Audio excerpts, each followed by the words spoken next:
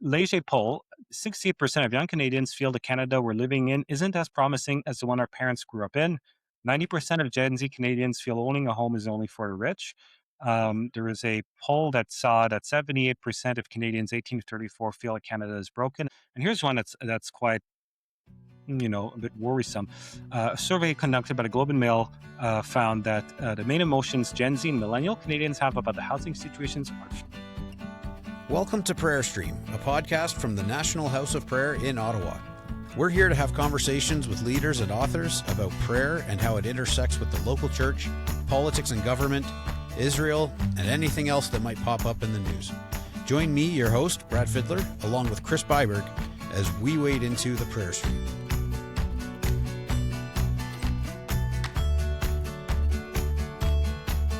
All right, hi everybody. Welcome to another episode of Prayer Stream. I'm your host, Brad Fiddler, here with Chris Byberg. Chris, say hi. Hello, everybody. Great to see you again. What an exciting show today. Yes, this is going to be a good one. We've got Elie Cantin-Nantel with us. We'll get to you in a second, Elie. But Chris, as of time of recording, you've got some interesting plans coming up this next week, don't you? What's going on? Yes, we are headed to Israel once again. And we are working with Jerusalem Prayer Breakfast as well as the Israel Foreign Ministry. They invited us back. This will be our third time in about a year. Yeah. And we're really, really excited to be going to pray for the peace of Jerusalem and building allyship with the Jewish community across the globe. It's not just here in Canada, but it's also in Israel. And I'm really excited to be with Rabbi Yehuda Glick again. So we'll tell you all about it when we get home. That'll be fun to talk about when you're back. So yeah, that'll be coming up in a future episode. But as for today, as we already mentioned, we're here with Elie Cantin-Nantel. I'm not gonna spoil it. Let's just hand this over to you, Elie. Elie, why don't you say hi? Tell us a little bit about who you are and what you do. Absolutely. It's such a pleasure to be here. My name is Elie Cantin-Nantel. I'm the founder and editor of EMCN Media.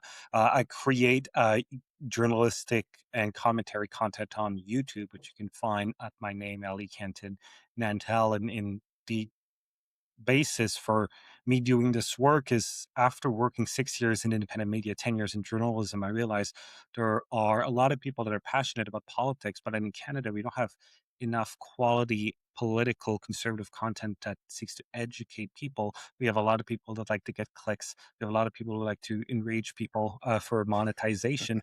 I found myself consuming a lot of US content because it was the only content that I found quality and worthy enough to consume. So I thought instead of complaining, let's try to build an alternative. So basically, I'm creating a podcast, which is basically what I would watch if I was looking for a Canadian political content. And so far, it's been very successful. We've grown since launching in last fall by over 3,000%. We just hit 15,000 subscribers on YouTube. The videos are getting actually more views than some of the more clickbaity channels with over 200,000 subscribers. So I feel like there's been a lot of momentum. I feel like God has really been supportive of the work that we've been doing here. So yeah, that's basically what I've been doing. Prior to that, some people may recognize me. I used to work for True North, and I also worked for The Hub, and I also had a brief stint on Parliament Hill as a staffer. Okay.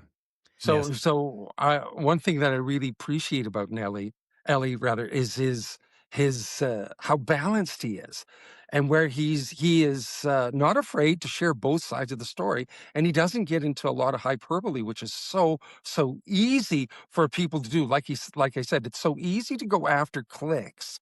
But this is why we invited him, because of his integrity and his integrity to tell the whole story. And that's what we really love about him. That's why we brought him on today to talk about something really good. And we got to meet Elie about 4 years ago on Parliament Hill at the March for Life. And he actually, he interviewed us. And not only that, but he remembered he interviewed us when we met just this couple of weeks ago at the Canada Canada Strong and Free Conference. Anyway. Welcome here, Elie. Yes, thanks so much. So great to see you as always. Yes, thank you, and welcome, Elie. So, you mentioned in your comments there just about noticing a lack of diversity in political coverage in media in Canada. So let's kind of start there. What led to you maybe a little bit behind your views, not necessarily politically, but just what are some of the values that you're looking to see amplified, and why are you looking to see those amplified? Are you not like were you looking for those in media and not seeing them covered elsewhere? That's exactly it. So I first started doing political media when I was 17 years old, and this was in 2020. Sorry, 2019 is when I became frustrated. 2020 is when I did something, but around that area, the Conservative Party had just gotten rid of Andrew Scheer after Andrew Scheer had not won the 2019 election, and they were looking for a new leader. Okay. And all CBC and CTV were talking about nonstop all day long was that the conservative needed a leader that was pro-abortion and that was pro-queer pride parades. And I thought Sure. to myself, that's not why Andrew Scheer lost the election. Andrew Scheer lost the Yeah, election because he wasn't able to. And I like Andrew Scheer personally; I think he's lovely, yeah, but he wasn't able to galvanize people. And yeah. I don't think you're going to galvanize conservatives by talking about queer pride and how abortion is supposedly great, but nonstop on Power and Politics, on Question Period, on Power Play, Hmm. which are the shows of CBC and CTV. That's what they talked about. And the so-called conservative strategists, which were just lobbyists who care more about their clients than about conservatism, they were more than happy to go along with that narrative. So instead of complaining, I decided, well, I am now locked down because of COVID. I have a computer with a webcam. All these leadership candidates, there were two that were non-woke, that were uh, running with social conservatism, Leslyn Lewis and Derek Stone, who were running on a pro-life platform, a pro-family platform. And I thought, you know what? I'm going to interview these folks. And that was the beginning of something much larger. I ended up interviewing lots of other politicians. But to go back to your question, yes, it started with this frustration of lack of conservatives in media. Now, translate that to today, 2025, 2026. I was working for the Hub, and finally, for the first time ever, I thought I had a job where I could do quality conservative content because it had been my frustration for many years that there was some conservative media, but they weren't as good as like the Daily Wire or Daily Caller or National Review in the U.S. And after the election, they had decided they didn't want to do conservative journalism anymore, and they cut my position. So there I was like, well, there I'm back at square one. Hmm. So again, I decided, and I was blessed. Some God brought some people into my life that were able to give me some financial startup funds, and I was able to test out a YouTube channel where, again, my problem was, yeah, now we had some conservative content, but it was mostly just for clicks. It wasn't, I thought, very intellectual. It was Yeah. mostly entertainment. And then, look, I love a good entertainment. I love, uh, you know, hyperbole. I love rants. But you also need to have, I call that the icing on the cake. A Right. cake isn't good without icing, but if it's just icing, it's also not very good. And we were missing the actual cake portion of the cake. So that's what I've been trying to do. Mhm. We did our first explainer about the notwithstanding clause with a constitutional lawyer, not a, but we managed to make it appealing to the conservative base. And that first video on the new channel got 25,000 views, and things continued since. So Cool. far, and I mean, we'll see exactly in a year, Chris and Brad, where this stands. But so far, I'm getting a feeling that my theory that there's a demand for better content is accurate just based on the traffic my channel's been getting.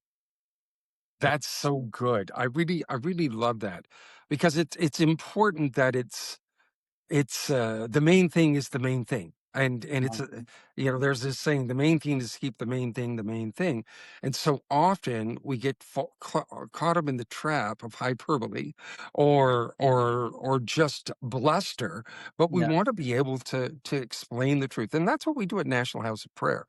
Well, with our weekly prayer points and from the prayer stream report, we want to lay out things nice and clear and concise and tell people what is actually going on in the nation and not get caught up in the blusteriness of certain issues. We want to be able to teach people, and it's important to be able to teach people how to find out for themselves, right? And so to have a tool like yours, right, to be able to go on and listen, it's going to help us. It's going to help us to know exactly how to pray. And not only that, but to have a trusted source, to know that Mhm. somebody is not going to pull a fast one just for the sake of clicks is really, really important for us. So I just want to commend you on that. That's really excellent.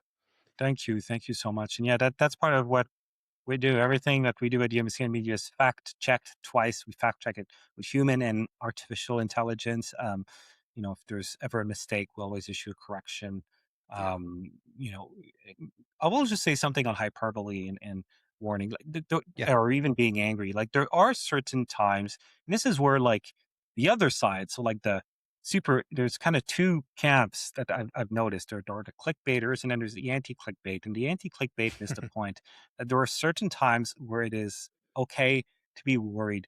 I just did a podcast with a lawyer. We're talking about a new bill from Mark Carney, Bill C-22. And you Mhm. look at the Yes. text and you analyze the text, this does lay the groundwork for a modern surveillance state. And it is not Right. clickbait or outrage to say that.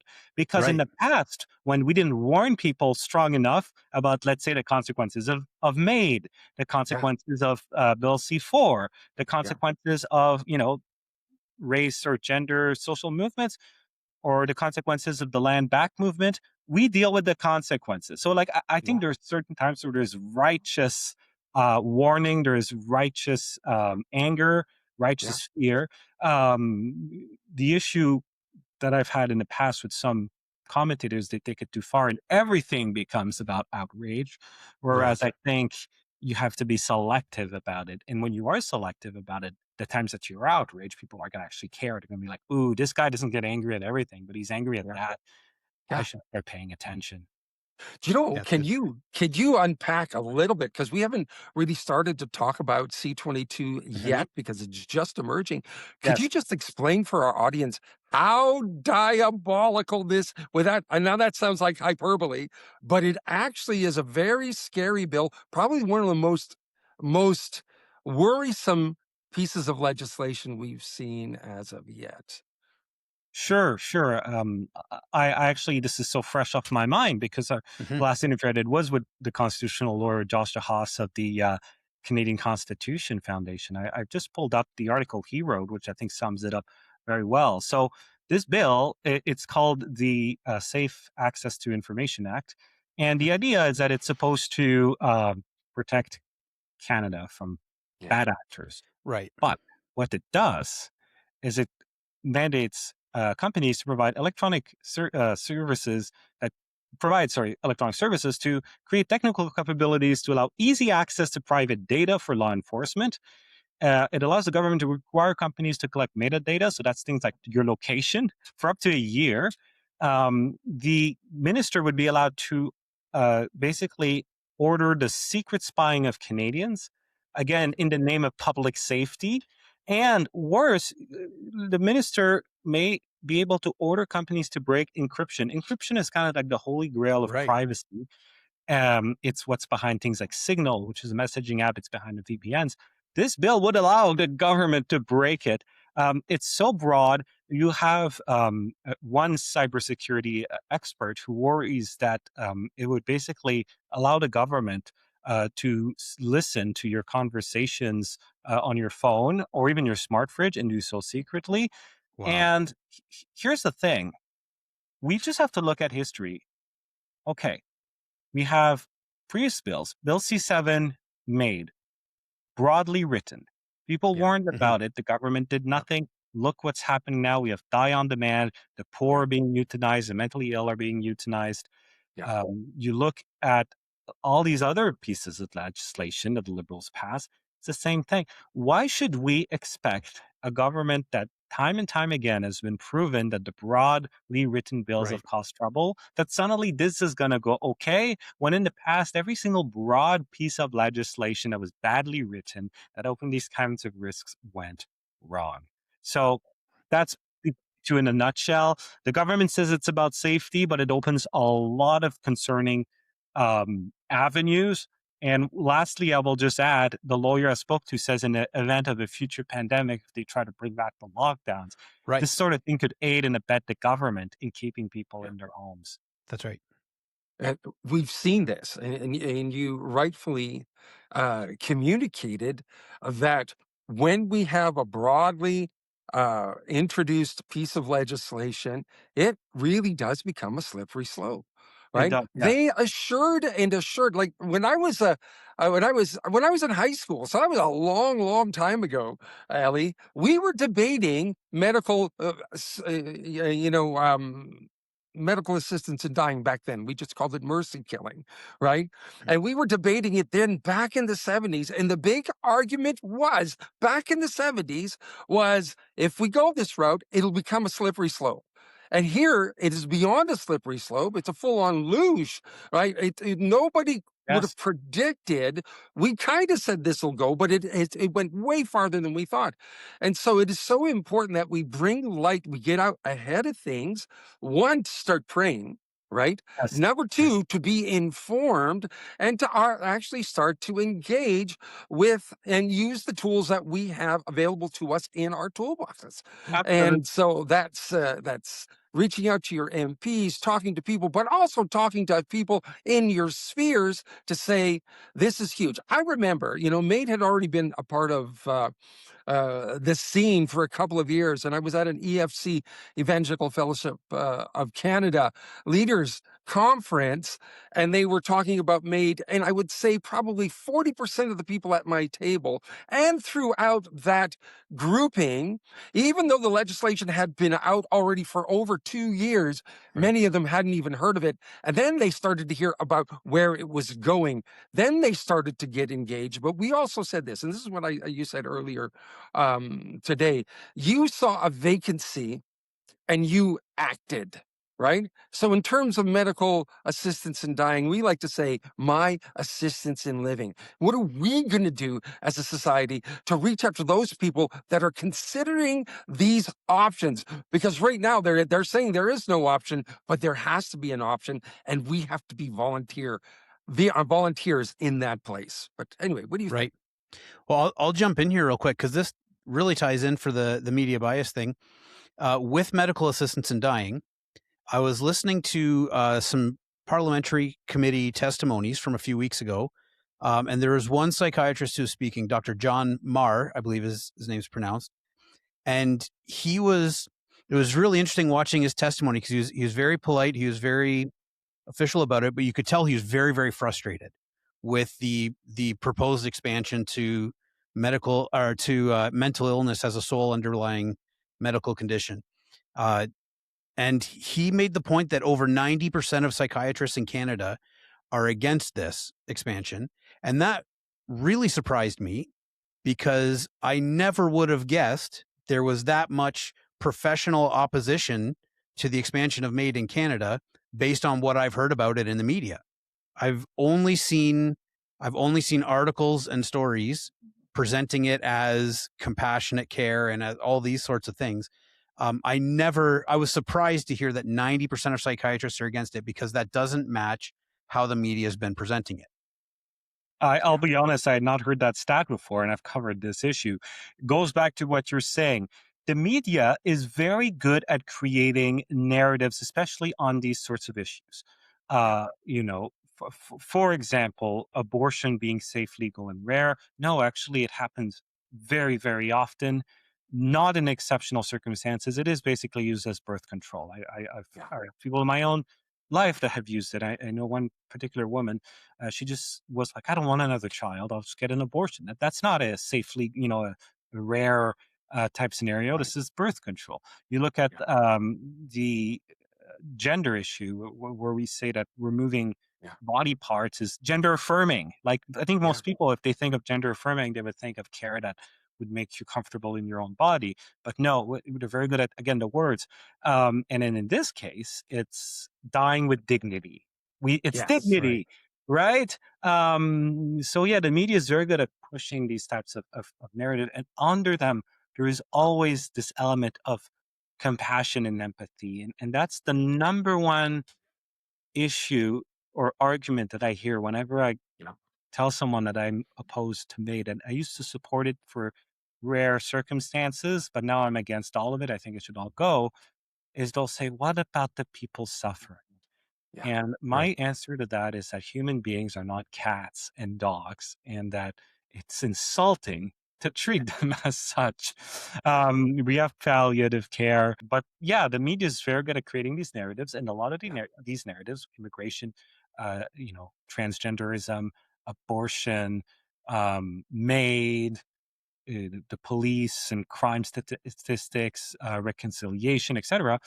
A lot of these narratives are based around empathy, and because empathy is very powerful. Don't you care Mhm. about that person? Right. That's a very, very powerful tool. And yeah, the media, and we can talk about why the media does this in a moment, but that is a trend that I've observed with how the media covers a lot of these stories.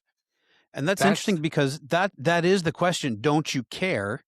yeah, The the answer for us needs to be not, yeah, we care, so let's end their misery, but actually, yes, we care. So like Chris said earlier, how are we going to assist?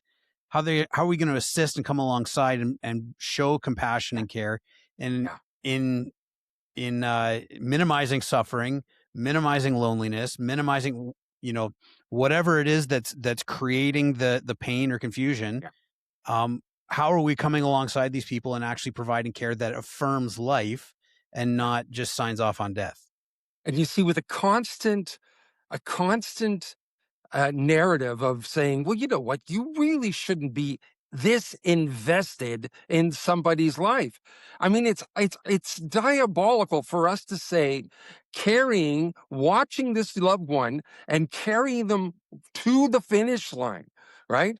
Not just taking an easy, quick route and yeah, the suffering is gone, but it's important for us as a society to be caring for our loved ones, for caring for our families, for caring for Yeah. strangers. Are we not our brother's keeper?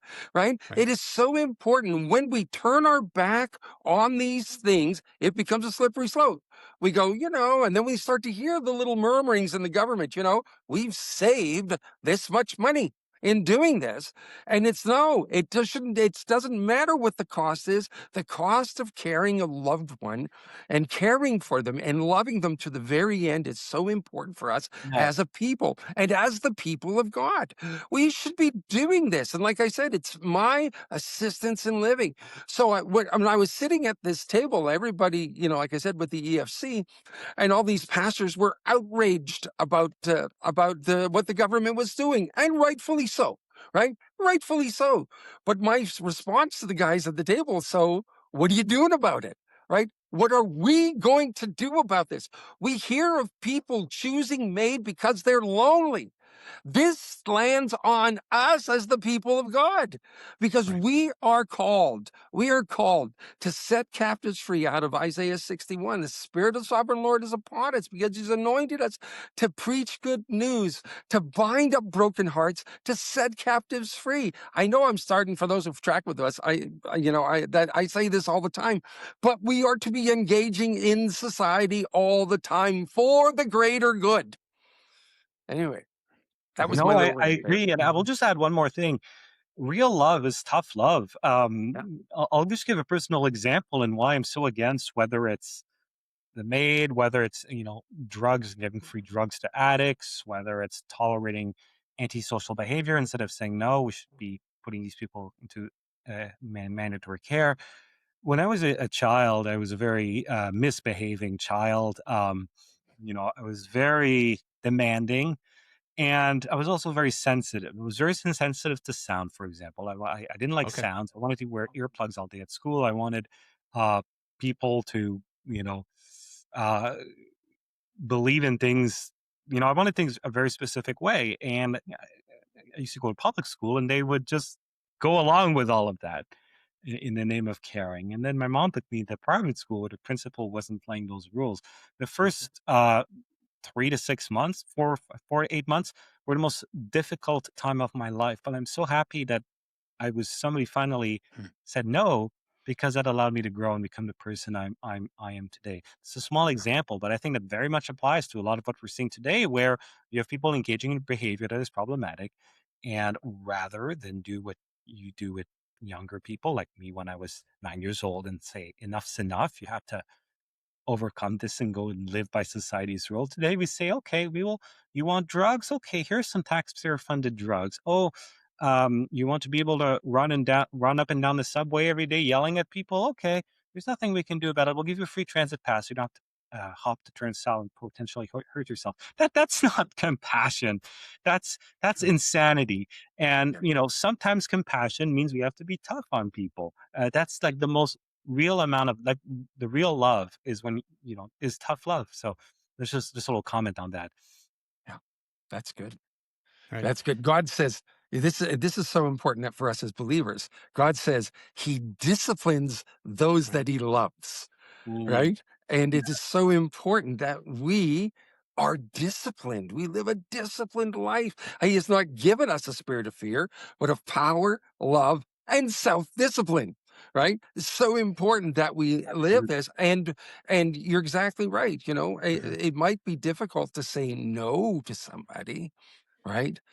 But I'm so grateful my parents didn't allow me to play street hockey on the 401, right? I'm so Yeah. grateful that was common sense, Mm. right? And today we sort of just there is. I have grandchildren in the public school system, and there is no discipline in school anymore. No, no. None. There is none. A child can run wild and it's okay. Mhm. And nobody says no. And it's like, how did we get here? But anyway, this Wow. is a bit of a we've jumped off a Bunny little bit. trail. I'm the king of bunny Found trails. one. Me too. Oh, I love to get carried off track, so makes 2 of us. Well, just real quick, and then I'll come in with a question. Yeah, just Chris, you're quoting Hebrews 12 there, Yeah, and the strongest part of that passage, I think, is where the writer says, if you're left without discipline, then you're illegitimate and not sons. It's like isn't that something? if God's not correcting you, if he's not disciplining you, Yeah, there's a question of, are you his? yeah, Right. And it is an important and essential expression of love that we love our children enough to say, I'm not going to let you stay stuck in that behavior. I'm going to help you move on to something better. And yeah, yeah, and that's the tricky part, is when we leave that stuff up to government, like you're yeah. talking about, Elie. Like, if we only leave that stuff to government, it won't come. Correction doesn't come with care and compassion from the government, No, and No. it's just meeting an instant need, and let's just placate the situation. But that's for us as the church. It's what we're called to. That's essentially discipleship, is to walk with someone and yeah, see them see them mature step by step, growing up into the fullness of the stature of Christ. That's a discipleship process. That's a loving relational process. And we yeah. can't leave that up to government. That's something we got to be willing to walk with these people and see them, walk with them as they come out of difficult situations. And it's when we leave that to government, it just doesn't happen well. That's you really hit that on the head, Brad.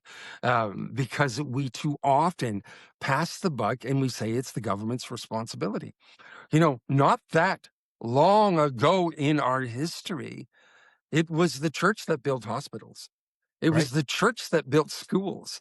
It was the church that educated, right? It was the people of God that did this. And I'm not saying that we need to necessarily go back to that, but we were doing things. It was the local church that cared for the poor, Yeah. right? Right. And today we have a mindset that we've handed that off. We've shrugged our responsibilities and say, well, that falls on the government now.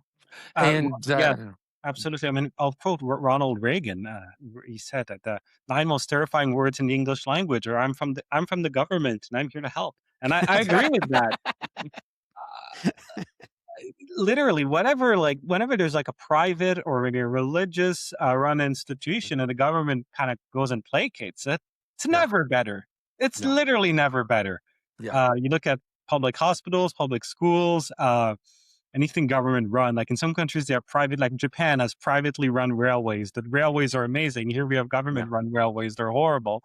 I can go on and on. As soon in Toronto, we're going to have a government run grocery store, and I'll be there on day one with my camera to see what that looks like. I Oh guarantee you, my it won't be goodness. very nice. So, Hmm. Yeah, that's exactly it. If you wanted to take many, many, many times longer, And if you want it to cost way, way, way more than you budgeted, let the government do it, Oh right? yeah, we're very good at that. My wife and I we pastored for many years, and we were a part of in Niagara Falls where Brad is now pastoring, and the church that we attended and we were pastoring in had a Christian school, and it was a very efficiently run Christian school, and the results that came out of that school were astounding. It went to grade 8, and those kids most of them went into the public high school. And the teachers loved the students that came out of this school. They could read, they could write, they were talented, they could act, they could play instruments, they could do all kinds of things. But again, this is why it's important for us as individuals to be the hands and feet of Jesus for those around us and not leave it up to the government or Pastor Bob in our church, right? It's about us being the hands and feet of Jesus. Absolutely. Yeah. And that can look like small things too. I'll just share this briefly. Going back to 2019, before COVID, my dad was a youth pastor at the time, and years before, he used to coach high school football, and that had been 20 years before. But here he was like, I want to get more involved where these kids are. So he showed up at the local high school, and he said, "What I just want to help. Where do you need help?" And they were kind of surprised by this, but they said, actually, we have a number of kids that are way behind on their reading, reading at a much lower level than they should be right now. Can you help with that? And so went through all the stages of getting clearance and all that, of course, but he would just show up and go to the library with a kid or a couple of kids and let them read for an hour. And like they would read to him, he'd help them with the reading. That's all he did. And it was amazing how you had, you had this 60-year-old guy walking through the halls of a high school, bald and not like a cool guy, but the kids loved him. The students loved him. And all he was doing was showing up and letting them read. And it's amazing how small of a thing can open so many doors. And, the kids joined the youth group, and some of them came to Jesus, and families and so on. And it all originated from something as small as showing up and showing compassion where there were gaps in the system. And that's really where we should be trying to insert ourselves, is where there are gaps, where are people not being cared for, Yeah. and how can we help out there, even in small, simple ways like that. So this is a great segue Yeah, there you go. into youth that are feeling hopeless. Mhm. Right? This is a major, major theme in our society. We see this.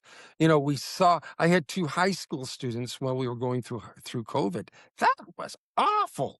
It was so hard. Mhm. And then it's like we've never pulled out of this. Right? That little season of, 2, 3, 4 years of seclusion really did something to the psyche of our young people. And then today we see all these other contributing factors, like the cost of living, just the. I really feel bad for young men because of the wokeness has been Mhm. telling them, and even in their school system, they've been told that they're toxic, and all these other things where they are becoming a hopeless generation. So how do we turn this around, Ellie? What do you think we should be doing, and how do we combat hopelessness in this Gen Z, Gen Alpha? Oh, that's such a good question. I mean, there's so many things. I could probably talk for the rest of the podcast about Mm. this. Okay. Um, let let's what I'm going to do is I'm going to give you an answer, and then you can let me know what you think, and then I'll give a second type of answer. I want to talk about young people in general, and I think Sure. Mhm. separately we should talk about young men. Let's start with young Yes. people in Yep, Canada in that's good. general. Okay. Okay, Beautiful. I pulled up some statistics before, joining you guys, because I this is something I used to write a lot about when I was at the Hub. So Leger poll, 68% of young Canadians feel the Canada we're living in isn't as promising as the one our parents grew up in. 90% of Gen Z Canadians feel owning a home is only for the rich. There was a poll that saw that 78% of Canadians 18 to 34 feel that Canada is broken, and many believes the Liberal government, the current Liberal government, is at fault. And here's one that's quite, a bit worrisome. A survey conducted by the Globe and Mail found that the main emotions Gen Z and millennial Canadians have about the housing situations are furious, frustrated, and angry. Whoa. So what you have is especially post COVID, and I'll be honest, it feels like COVID never ended in the sense that, like, we don't have to wear the masks anymore. Thank goodness. Yeah. We don't have the stupid vaccine passport or the restrictions, but there's a lot of things that feel like haven't gone back to normal. And one of them is just everything is gotten so expensive. I had pulled a statistic actually, just this is like the housing is obviously one of them. Now in Toronto and in Yep. Vancouver, you need to make $200,000 a year to afford a home. But even like other necessities, I had pulled this last year when I was doing research, and I basically had found like a Honda Civic, which Oh, is like a very basic car. yeah. The 25 base model is more expensive than the highest end 2015 Civic that comes with the leather seats and the leather steering wheel and the sunroof. That's basically price of cars have doubled, housing has Yeah. doubled. Yeah. But so what's happening is you have a lot of these young people, they're looking at this, and now there's also AI that's been added into the mix. So Yeah. Right. they're poorer than their parents. You look at the housing prices, look at car prices, and they're also looking at this monstrosity that even the founders of don't even know what's going to be the end result of. So, amidst all of that, you have a lot of young people in Canada that are feeling not very great. So, that's part one. Mhm. I don't know if you guys have anything to add, and we can talk about the young men. Yeah. You know what? We see youth unemployment, especially in Ontario, ranging depending on the city, 12 to 17%, higher in other places. This is brought on by lots of external factors of coming into our country, Yeah. and it really bothers me that my grandson can't find a job. Right? I Yes. know Brad. Finally, how many years did it take Joel to find Yeah. a Two job? years. 2 2 years. years. And Wow. many of our students aren't even getting a job in high school, right? I They're was not. not They're able. And this is actually funny. This was before COVID. My first job was on Parliament Hill, and I mean, nowadays I can probably like almost brag about that. Yeah, But the reality is, it's not like I didn't try. I must have handed out yeah, my resume to like 100 different places. But yeah, all these places were like, we need prior work experience. But how do you get yeah. prior work experience if no one will hire you, right? So, Exactly. and this is Exactly. something that like Gen Z out of university are dealing with a lot. I'm being Yeah, told. I yeah, will also add just one more thing. Uh, like somebody like myself who's 23 who just graduated, when I started university in 2021, AI didn't exist. Like, I mean, yeah, there was some automation, but like the type of In the AI background. Yep. it started in the so I started university thinking when I'd be done there'd be no mass AI, right? yeah, So it's not like someone today that's starting a university degree, they're like, okay, I'm going to spend 4 years not in the workplace, not developing a business or capital. This came out of nowhere for a lot of us. yeah, So I think that too is a point of frustration. There was actually I think this was a former Google CEO. He was giving a commencement speech the other day in the US at a big university. And as soon as he mentioned AI, all the students booed like really yeah. loud. And that I Oh, found like, okay, like Whoa. this is something. They're booing. They're not saying, yay, this makes our life more efficient, I mean, I oh, use it for my business. I save hundreds of dollars a week on consulting fees. It makes me twice as fast. yeah, They're booing. That tells you something. And I think the policymakers and the, you know, industry leaders should wake Yeah. up to that. Yeah. they really need to. I was listening to a podcast with Elon Musk, and he was saying in 3 to 6 years we won't even need surgeons or doctors because AI will take care of it all. That is a scary thought, Very. right? Yeah. Just that is just like a world like that. How is that? And if it's going to affect surgeons and doctors, where else is it going to affect? Even And then, I mean, I look at podcasters. There are some yeah, apps now where you yeah, can take Right. like, and you can have like AI characters talk to each yeah, other. yeah, Now, I think on that front, I mean, some of the work I do isn't replaceable because I travel a lot to do like on the ground investigations and interviews. yeah, AI can't do that. Secondly, I am hopeful that there's enough people who don't want to watch AI slop. I don't yeah. watch Right. any No, AI slop. I'm sure I'm yeah, not the only one. I'm sure I can yeah, find, 100,000 people in Canada that want to watch my show every day. That's not AI slop. I yeah. think especially as we get more AI slop, people are going to start tuning out very quickly. So listen. I just want to say this, especially to the older folks that are watching us today, and what we're saying about AI slop, I consume a lot of video to get information, right? So, for us to be informed in prayers, we watch a lot of stuff. That's why I watch Elie, because I want to know what's going on, and he's a trusted source. But there is stuff out there that is repetitious, that is not even that. But I get to the point where I'm watching for the errors. That's what I watch when you watch AI slop, because there's error after error after error. And you have to be careful with this, because unless you're informed and you know your stuff, it could be lying to you and you don't even know it. So be careful. Right. Yes. No, that's for sure. And also the motives. Okay. My motive is I want to inform people. Someone who's just creating AI slop all day, what's their motive? Their motive is probably not, I want Canadians to be better informed. Their motive is probably, I want to get clicks in cash. Yeah. And that's not someone who I would trust with news, to be very honest. Yeah. Nope. Nope. It's interesting that you mentioned the whole thing about AI and its effect on the job market. Mhm. I've just been, as a pastor, I've been researching some things recently, just looking for ways how we can, our own local church, how we can be involved in different things.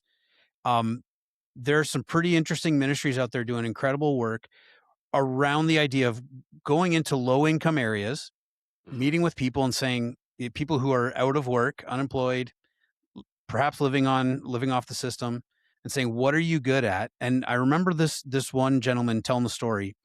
He was doing it as part of a seminary project. They had to go into the projects in the city where the school was, and it's funny him telling the story. He's like a 6'8" white guy, and this little, you know, uh, black grandma opens the door, and she's like 4'11", and just even how awkward that was. But asking her, say, stumbling through, I'm so and so from this school. We're doing this project. I'm supposed to ask you, what are you good at?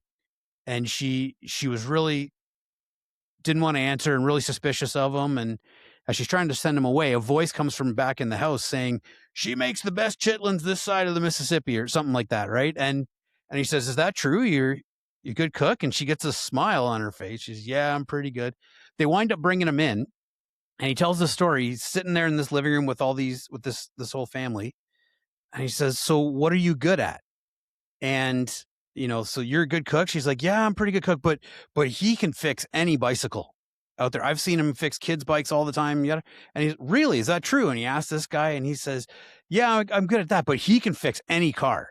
I've seen him fix Fords and Volkswagens, and what he watched, he said, I'm sitting there in this living room, and even as they just bragged on each other, he said they all started sitting up straighter, having a little bit more pride, and he saw a transformation just in that room. And what that led to was giving them entrepreneurial skills so that they could start businesses, start Yes. providing for their families, and get on their feet, and so on. And so this whole thing of AI removing a lot of jobs from the market, it really does lead to the sense of hopelessness. If you can't, we're created to have a function, to have a purpose, to contribute, to produce. That's part of what we're wired to do.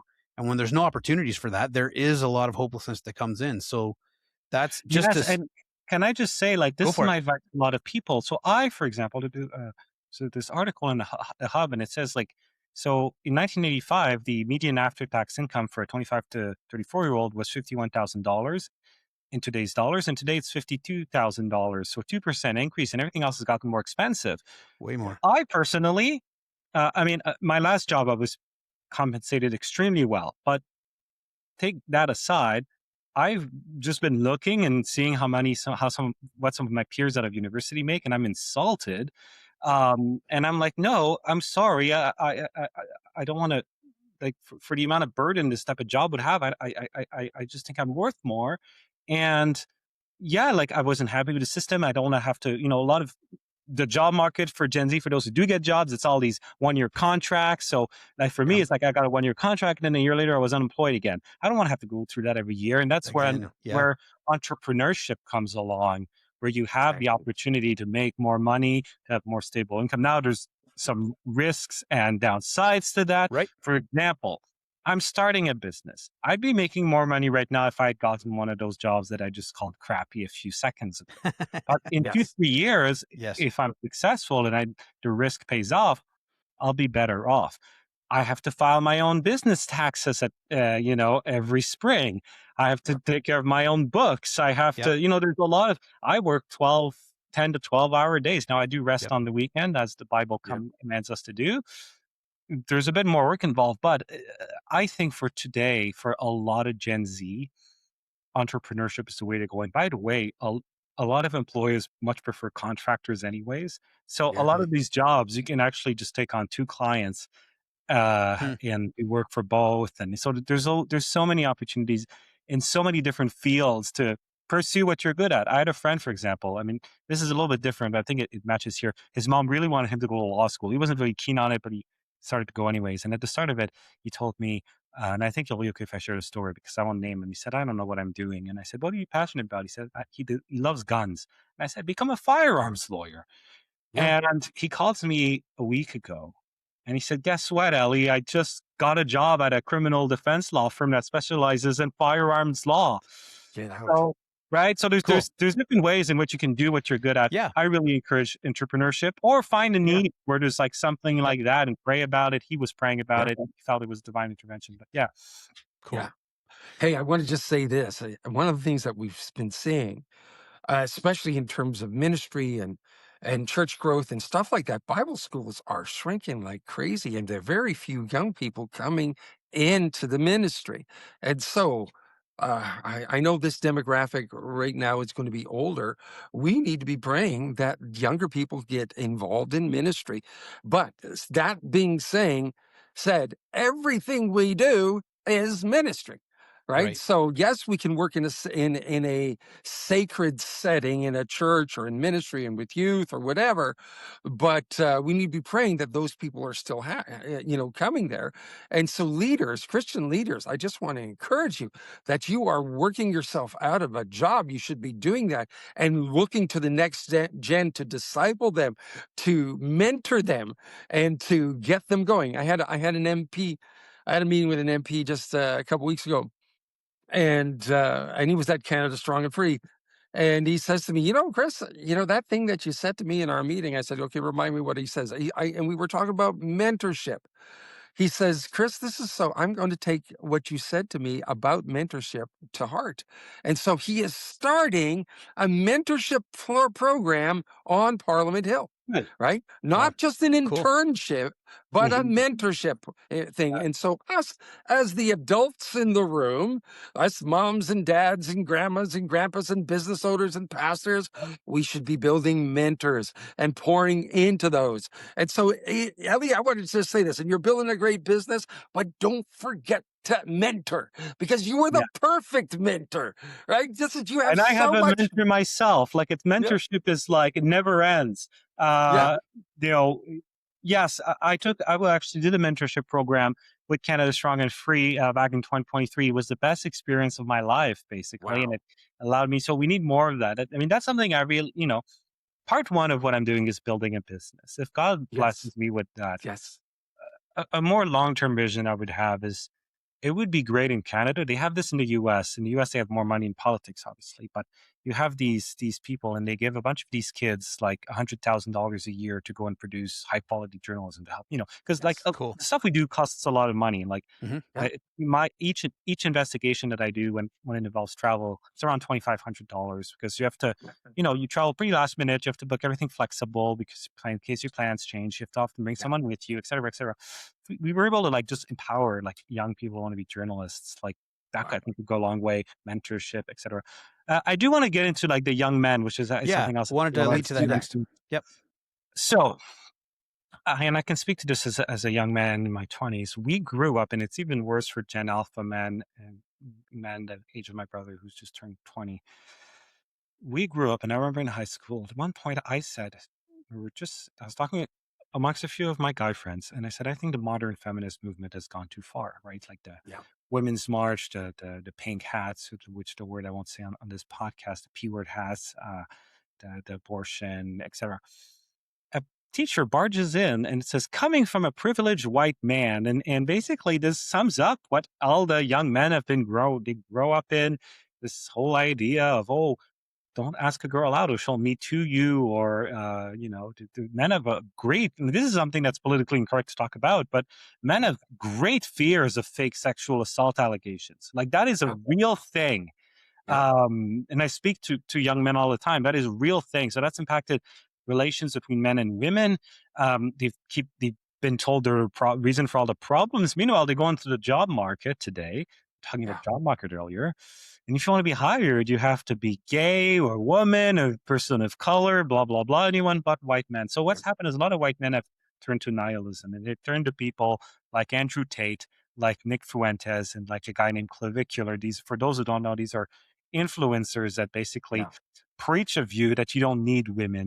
Nick Yeah. Fuentes famously said that, I think he said having sex with women is gay or something to that effect. And it's basically like third wave feminism, but for men, and that men are oppressed and that men should just work out a lot. And look, I'm not against working out. I go to the gym every day or try to, but men should only care about themselves, not care about women, forget women. They start developing very sexist attitudes towards women. which is far And more toxic. that's kind of a blowback. I don't think Yeah. that's the answer. The answer was what Charlie Kirk was preaching. The answer is Yes. family. The answer is Yeah. Jesus. We are Yeah. seeing a Gen Z revival, and I think that's a good sign. But there's still a lot of these young men that are feeling lost and trapped. And when they ask for help, they're told to shut up, you privileged white man. And Yeah. until that changes, we're not going to see the situation improves. So how does a young man stand up to this, right? How do they've been told to shut up, they've been told they're toxic, they've been told that they're less than less than less. I saw this even when my youngest, she's now 22, but when she was in public school, grade 7 and 8, they had Girls Inc. come to the school. And I was a little leery about Girls Inc. My daughter has a learning disability, but she's very functional. But I just didn't want her to get duped into an agenda or a propaganda, Yeah. right? And so I told the teacher I was really concerned. The principal, I was very, very concerned that they have this Girls Inc. because they don't have Boys Inc. And why don't they have Boys Inc? And if you walk through the halls of any public school today, you will see all this girl power stuff. You will see the letter people power stuff, and there is nothing for heterosexual boys. No. There's nothing, and this is just drives me. So anyway, so I told the principal why I was really concerned. I said, "This is my concern. I'm concerned that Lydia's going to come home." And she's going to say, what the rhetoric she will hear is that boys are bad and you don't have to listen to your parents. This is what I was afraid of. So Lydia comes home and I said, so Lydia, what did you learn today? And essentially she says, boys are bad and I don't have to listen to my parents. As a result, I ended up calling the principal back because I was an engaged parent. You have to be an engaged parent. You have to be an engaged grandparent. Yeah. And you need to be having conversations with the teachers, with the principals, building a living, active or relationship in the schools to defend. So that's how you help young men build those relationships. And then you guys in the Christian world build men stuff. We're building something here that we're starting in the fall called Man Camp, because we want to teach men how to pray, because men pray different than women and they need to be amongst each other and they need to be encouraged by each other. So we're doing one of these things, but it's so, so, so important that Yeah. these young men are nurtured by men. And Yeah. men, you need to step up. I just want to encourage you, step up and get around those young men and encourage them. And I just can't believe what these guys are going through. And it's about having babies, getting married, having babies. This is it, not the other way around. Yeah, in that particular Right. order. It's so true. do And it I'll right. just say something quickly. Churches love to talk about women's ministry and women's this and Yeah. women's that, but it's also important to have men's stuff. Like my church has a men's breakfast and a women's breakfast that are on Yes. separate dates. And I think that's great. And we need Yes. that, right? Yeah. Yep. That's exactly it. For sure. We were out west in the fall, and I don't know how many men's breakfasts I was invited to speak at in Red Deer. I think I spoke 16 times in 6 days, and I think I went to 5 men's breakfast. Wow. And so that is really cool. So there's stuff, movement afoot. There's things that are happening, but you need to, older guys, you need to make sure the younger guys are showing up. You need to make sure they're a part of what you're doing so you can speak into them and encourage them. And that's so important. So and important. and come And along that goes, yes. and come alongside them, because like you're saying, like it's easy to understand how many of them would be afraid to speak up for anything, Yeah. because you're almost wrong no matter what you say. Yeah. It seems like nowadays. And so even to ask for help, some of them probably don't even know if that's okay. So yeah, just come alongside young men, come alongside them where you see them, Mhm. and yeah, just be a support, be a listening ear, pray for them. Yeah, just be there. I was at a men's gathering at my local church here in Ottawa, and I got a chance to share. And I started with this line. I said, "I am a toxic male." I told them that, but I'm only toxic to the plans and the schemes of the devil. That's who I'm toxic to. I want to pull down every stronghold that raises up against the knowledge of God. And I just went as far as being a loving male.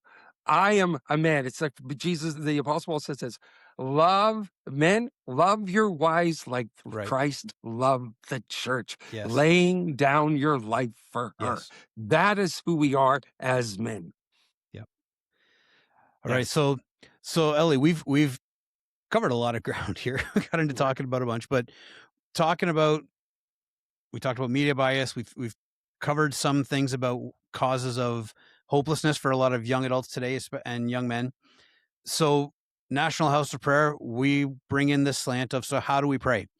What do we pray, and how do we pray? So um actually, Chris, I'm going to throw it at you first. Chris, Yeah. you can chime in. Ellie, I'm going to throw it to you next on that. How do I, we uh, how do we pray, and what do we pray? okay, I'll tell you, Ellie, what's so exciting that you're why you're on this call today. It's because, and you remember this, Brad. We were praying that God would raise up young voices in media, Yep. right, to come and tell the truth, right? So, Ellie, you are an answer to prayer. Yeah. Our group have been praying God raise up, and look at this. Look what's happening right now. There's Josh from Elevate Report. There's Jasmine Lane, and there's all kinds of great voices with godly and biblical principles being coming to the forefront. And I just want to say to you, you are an answer to prayer. And so our heart is to pray that you keep going and you reproduce yourself.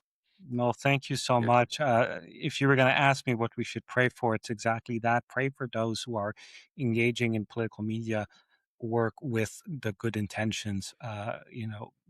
There's enough grifters out there, and we talked about that earlier. The Yeah. godly people deserve all of the support that's Mhm. needed, and so yeah, prayer for that. Pray for the nation. Pray for the Yeah. politicians. Even we have to Yeah. pray for Yep. Mark Carney, even if we don't like him. We have to pray for people like Krista Freeland, even Yeah. though she's no longer in Parliament. We have to pray for Pierre Polyev. Pierre Polyev deserves a lot of prayer. I know you guys are nonpartisan, but I think regardless of who you guys want to win, you have to pray for, and you have to pray for your enemies. You have to pray for Yeah. Canada as a whole. Canadians, a lot of Canadians are brainwashed, and they're consuming a lot of bad media. So we have to pray Yeah. that they will wake up and realize what's around them. What's happening right now in Canada? There's a burning house, and there's some people in front of that burning house that are like, well, at least Trump isn't our president, right? Yeah. We have to pray for those people. Yeah. So that's what I would say. But pray for the nation, pray Oh, for the media, pray for the Mhm. people that are trying to make things better, and that's good. that's Yep. probably the best thing we can do Yep. as Christians, and also be involved when we Yeah. can, supporting. There's different ways to support independent media. I tell people the best thing you can do is watch the video and subscribe. If you have the Mhm. means, donations can go a long way. The Yes. Conservative Party of Canada raises $48 million a year.